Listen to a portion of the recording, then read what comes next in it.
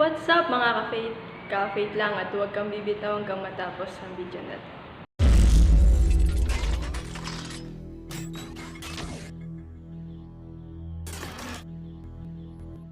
What's up mga ka-faith? Kamusta ka?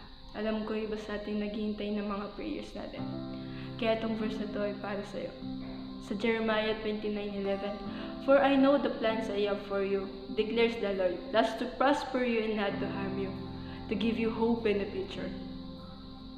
Alam ko iba sa atin, nakakaramdam ng lungkot, nagtatanong kay Lord na, Lord, ano yung plan mo ba to?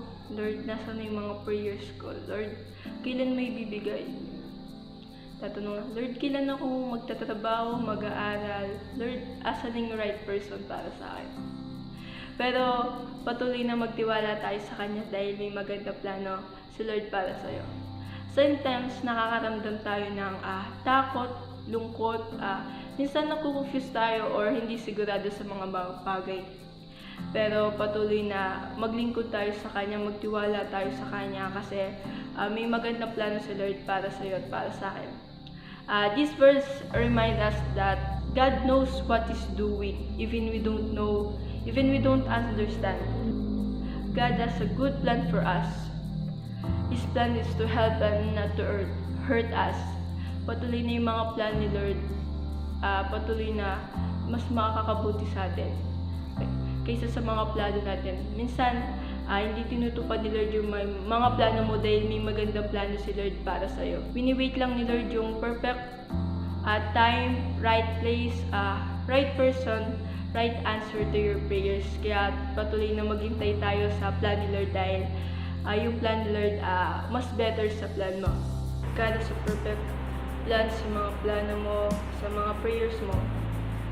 Wala pa man ngayon, dumadating tayo sa point na nagtatanong tayo kay Lord kung nasa na yung mga prayer natin, bakit wala pa? Pero patuloy na magtiwala tayo sa Kanya dahil si Lord ang bahalang kumilos sa mga buhay natin. Patuloy na alam ni Lord kung saan siya kikilos, patuloy na alam ni Lord kung saan niya ibibigay yung mga prayers mo. Patuloy na God is waymaker and a promise keeper. Lahat ng mga pinakahawa niya, patuloy natutuparin niya yan. Basta magtiwala tayo sa Kanya kasi yung pinaglilingkuran natin Diyos ay patuloy na matagumpay at pati ikaw patatagumpayin niya. What's up mga ka-faith? Salamat at hindi ka bumitaw hanggang matapos ang video na to. So don't forget to like, share, and subscribe sa our YouTube channel Beyond the Blaze and our Facebook page Beyond Youth Ministry Matrico Chapter. Bye bye, God bless.